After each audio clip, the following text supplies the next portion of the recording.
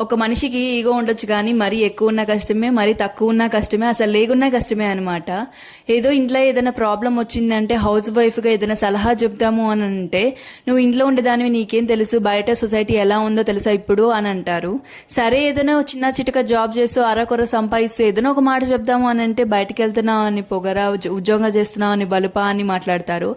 ఇక్కడ వాళ్ళ ప్రాబ్లం ఏంటంటే, నువ్వు ఉద్యోగం చేస్తున్నావా ఇంట్లో ఉంటున్నావా అనేది కాదు వాళ్ళ ప్రాబ్లం.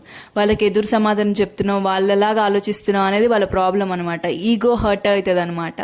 సో ఇలాంటి వాళ్ళు బయట ఎలా ఉంటారో తెలుసా, ఆ ఇంట్లో వాళ్ళు దేవతలు అన్నట్టుగా బిల్లపిచ్చి మాట్లాడతారనమాట.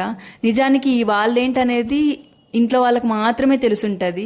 చాలా మంది mens and womens are equal అని అంటారు కానీ చాలా ఇండ్లల్లో చాలా విషయాలలో వాళ్ళకి అసలు ప్రియారిటీయే ఇవ్వరు. ఇచ్చే వాళ్ళు చాలా మంది తక్కువ ఉండుంటారు. Mens and womens are not a equal. ఇంట్లో వాళ్ళ దగ్గరికి వచ్చేసరికి అస్సలు ఈక్వల్